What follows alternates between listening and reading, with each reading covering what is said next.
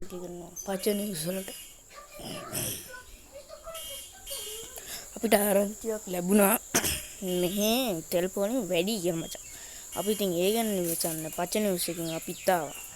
අපි මෙයාගෙන් අහලා බලමු. මාමේ මොකෝ මේ තෙල් පොලිම ගැන හිතන්නේ?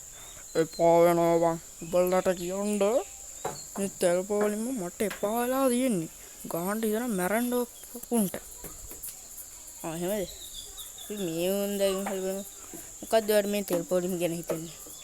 මට හිතන්නේ මේ තෙල් පොලිම හින්දා මගේ රූටුත් මේවා වෙනවා බං. ඒක නිසා තෙල් ටිකක් දීපල්ලා. බස් වලට වතුර යන්නේ නැහැ නේ බං. වතුර දාලා දුවනවනේ පුදුම දෙයක්. මොකෝ හිතන්නේ? මගේ සුපර් සබ් එකට තෙල් ඕනේ නැහැ. මේක තෙල් පොලිමක්ද මල්ලි?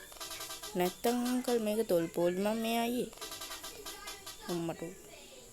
මොකද මං හිතන්නේ ඒකම තමයි.